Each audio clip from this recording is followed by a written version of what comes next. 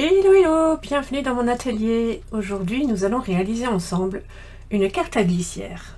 C'est un atelier que j'avais proposé à mes clientes, donc en VIP au mois de juin de cette année 2021. Et comme je n'ai pas d'enregistrement de cet atelier en ligne, je vous en refais aujourd'hui un petit tuto. Donc voilà la version que l'on va faire aujourd'hui. Nous avons un petit nœud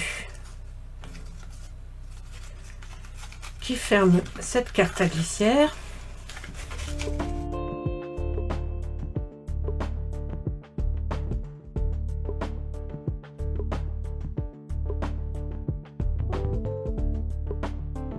Alors pour cette carte, il vous faut une feuille de papier cartonné A4. Moi je pars sur du brune dune.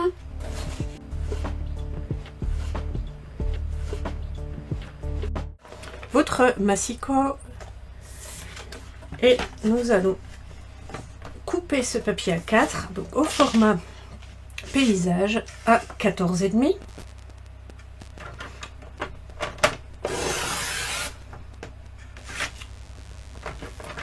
Ce morceau de 14,5 par 21, nous allons le mettre de côté.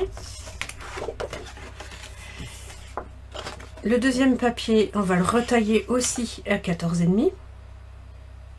Donc on va enlever les quelques millimètres en trop.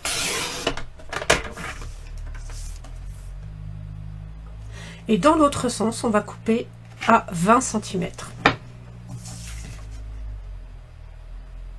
Donc là, on a 14,5 par 20. Ce morceau de 14,5 par 20 va être notre fond de carte. Donc on va le plier en deux à 10 cm. Je prends cette fois la petite lame de pli qui est gris clair sur le massicot Stampin' Up. Je vais à 10 cm, je marque mon pli. Et comme je l'ai déjà expliqué dans des précédentes vidéos, quand je marque mon pli dans ce sens-là, ça fait un petit creux, ça assouplit mon papier, donc je vais pouvoir le plier dans l'autre sens. Voilà, ça c'est ma base de carte, je vais la laisser de côté pour l'instant. Je vais reprendre ce morceau qui fait 21 par 14,5 et je vais faire des plis de la manière suivante. On commence par le pli central, donc à 10,5. Je marque mon pli à 10,5. Et comme je vais faire des plis en zigzag, je vais, pour être sûr d'avoir un pliage bien net, comme je l'ai expliqué avec le morceau précédent, le creux devient une montagne. Je vais retourner mon papier, je vais faire flip-flap, et je marque un pli à 5,5.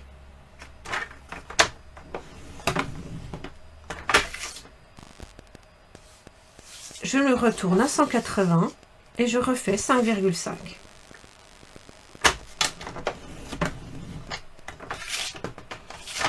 Du coup, ces deux plis deviennent des plis montagne et celui du centre devient une vallée. Alors évidemment, l'endroit de mon papier, c'est comme ceci. J'ai la montagne au centre et les deux vallées. Il va falloir sur ce papier central créer une encoche. Pour ça, je remets bien à plat mon papier.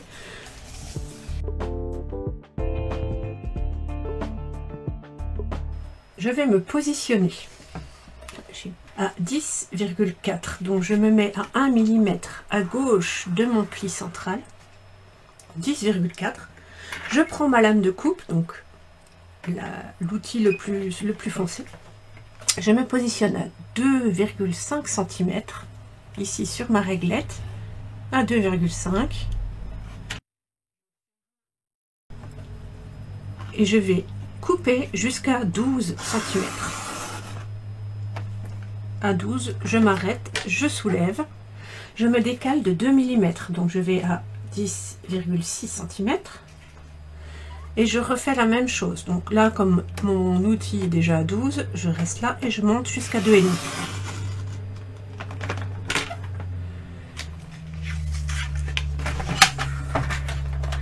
Voilà, on a ici une petite fente qui s'est créée. Donc on a une petite bande qui fait 2 mm. On va aller l'enlever. On va prendre un cutter. Voilà, je prends mon cutter de précision et j'enlève ici mes 2 petits millimètres.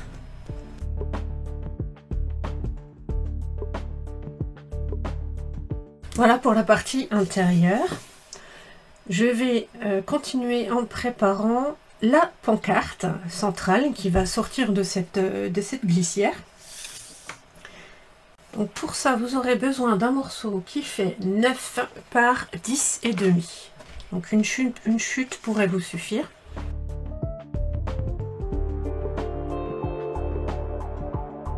Je le laisse en format paysage, comme ça, hein, la partie de 10,5 là, le long de mon massicot, et je marque un pli à 1 cm. Donc, je repère le 1 cm à droite là, de ma rainure, pour avoir le maintien suffisant sur le haut de mon papier cartonné. Et avec ma lame de pli, hop, je marque. Voilà, ça c'est notre carte centrale. Avant le montage de notre carte, nous allons faire la décoration intérieure. Les 2 extrémités seront réalisées avec du papier à motif. Je fais ici ma décoration au tampon pour éviter de rajouter encore de l'épaisseur, parce qu'à la fermeture, on a déjà pas mal d'épaisseur. Donc tamponnage ici et petit papier à motif à chaque extrémité. Bien sûr, pour limiter, vous pourriez tamponner partout. De la même manière, pour la pancarte ici qui ressort, évitez de mettre du relief. Alors là, c'est pas tant pour l'épaisseur, mais c'est surtout pour que ça glisse bien ici et que rien n'accroche dans ma glissière. Ok, on va partir sur la déco de cette partie intérieure, hein, qui est en zigzag avec notre glissière. Je vais tamponner sur les 2 parties centrales et pour ça, je vais faire, comme sur le modèle, des pommes de pin. Ces pommes de pin étant faites grâce à ce set Christmas Season. Donc on a nos 2 tailles de pommes de pin ici. On a des jolis branchages que je vais également utiliser. Allons préparer maintenant les grandes pommes de pin. Donc un bloc pour mes ombres, un bloc pour mon fond. Et alors je vais pour mes ombres prendre couleur café. Et pour mon fond, je prendrai cidre à la cannelle.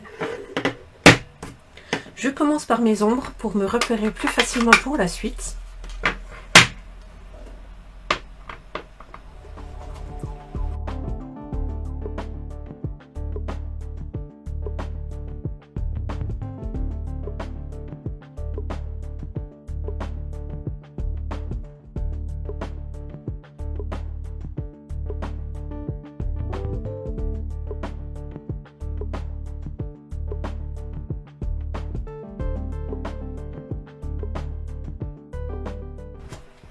Voilà pour mes pommes de pin à l'intérieur. Je vais rajouter des petits branchages.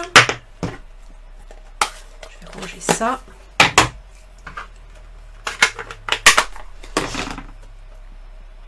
Et alors pour ces branchages, j'ai décidé d'utiliser, on a une grande branche ici, on a ici deux branches qui servent en fait à faire des ombres sur les branches de houx, les feuilles de houx. Je vais les utiliser mais indépendantes, puisqu'en fait c'est un tampon avec les 2 branches d'un coup. Moi je vais utiliser que la petite, une saleté dessus, hop, et je tamponne ça en épinette enivrante. Donc je vais chercher l'encre en prenant juste sur cette branche là.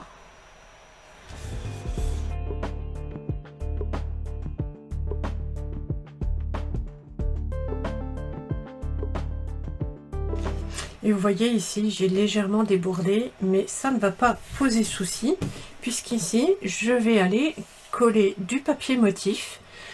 Et j'ai coupé 2 morceaux qui font 5 par 14. Et ils vont être collés ici. Je vais faire ça tout de suite.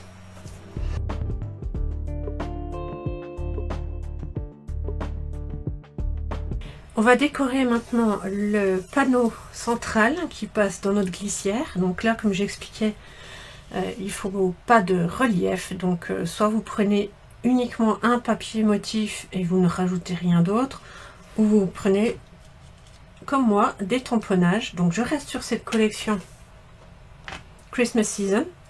Cette fois je vais faire ici les branches avec les petites baies. Donc pour ma branche, je reste en couleur café. Et puis mes petites baies vont être faites en rouge.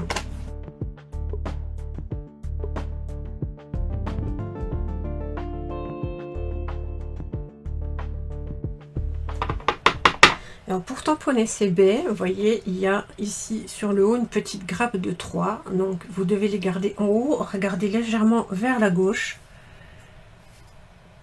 pour vous repérer par rapport à vos branchages.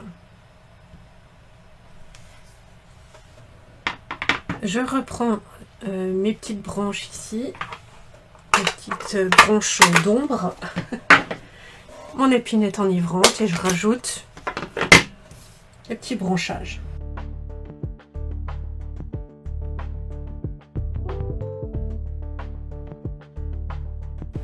Voilà, je ne vais pas en rajouter de trop, ça ne sert à rien de charger.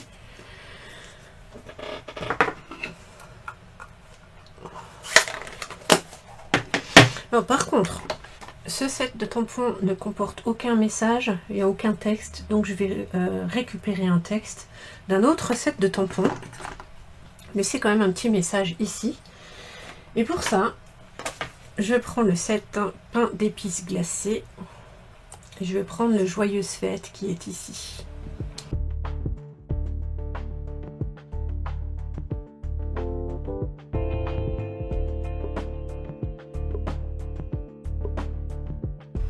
Je mets ça de côté parce que avant de faire le montage final, il faut décorer la partie extérieure de notre carte. Ce sera beaucoup plus facile de le faire maintenant avant d'avoir tout qui est monté à l'intérieur. Pour décorer ça, moi ce que j'ai décidé de faire, c'est de prendre la chute qu'il me reste de mon morceau 15 par 15 en papier motif. Je le coupe à 14.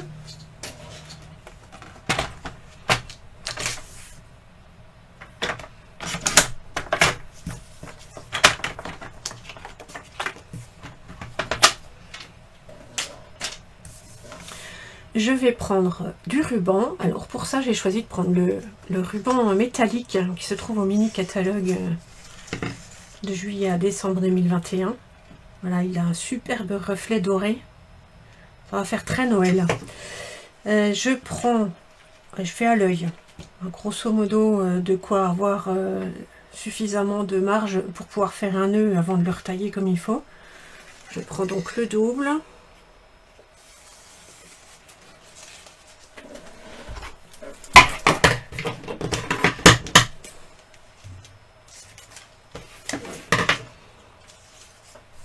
Voilà, j'ai mon morceau de ruban. Pour le fixer, je vais prendre du scotch double face.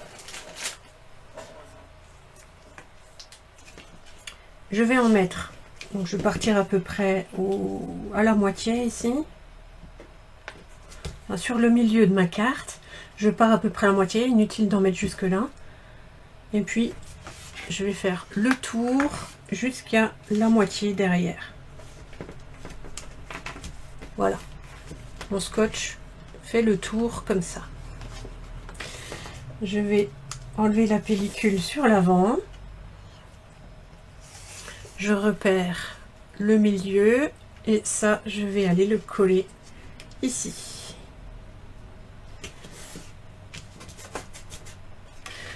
Voilà, et du coup, je retourne, j'enlève le reste de ma pellicule et je fixe mon ruban. Voilà pour le ruban. Maintenant qu'il est fixé, on va pouvoir coller ceci par-dessus.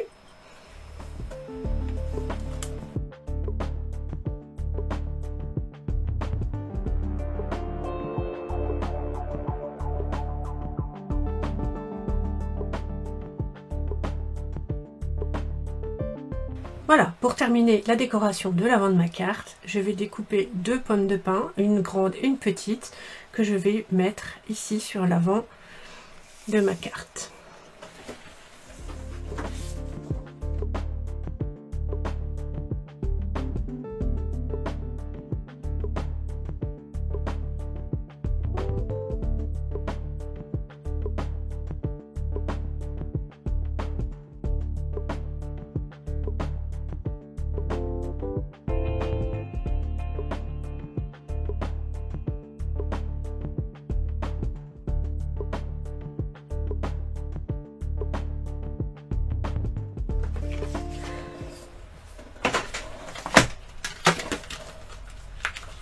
Là, je prends mes poinçons étiquettes saisonnières.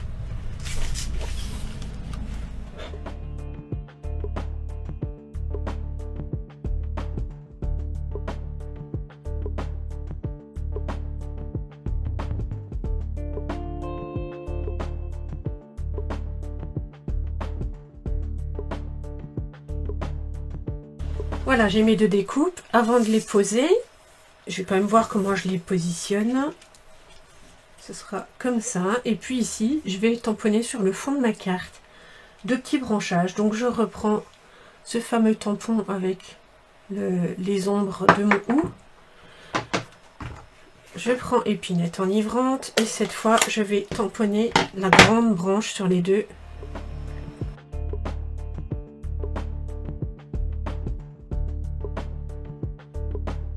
Je colle la grande directement sur mon fond.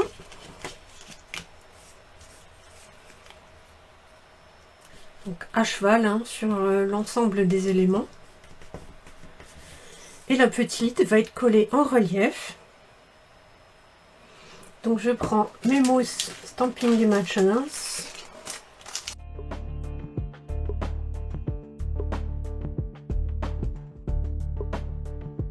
Et voilà pour la déco avant de notre carte. Maintenant qu'elle est faite, on va pouvoir installer notre mécanisme à l'intérieur. Alors pour savoir où positionner notre carte, je vais mettre ceci par-dessus notre fond. J'aligne les 2 plis du centre. Ici, je m'assure que le pli est bien sur l'autre. Je prends un crayon de papier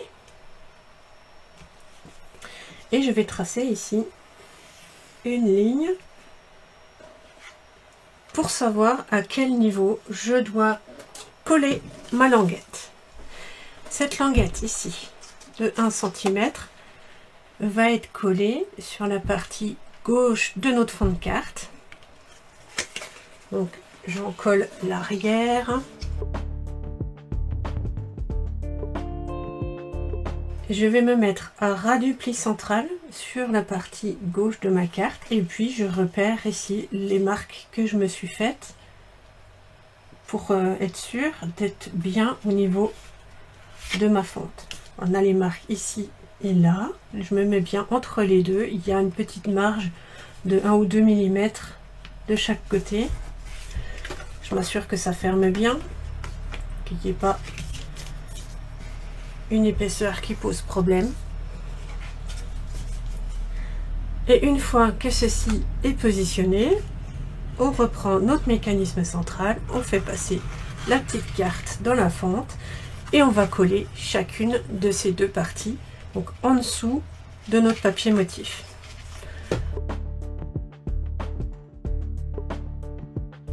Une fois cette partie encollée, on va aller la positionner à ras de notre carte sur le bord.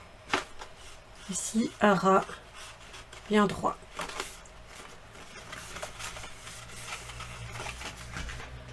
Et pareil de l'autre côté.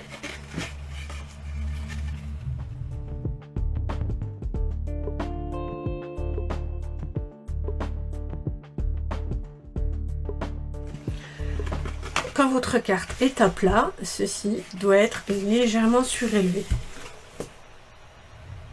Et vous avez tout qui arrive ici. Et voilà, vous pouvez tester votre mécanisme.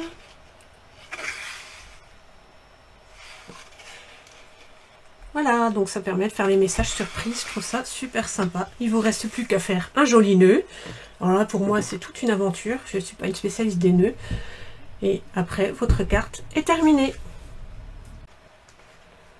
Voilà, j'espère que cette carte vous plaît, que le mécanisme vous interpelle.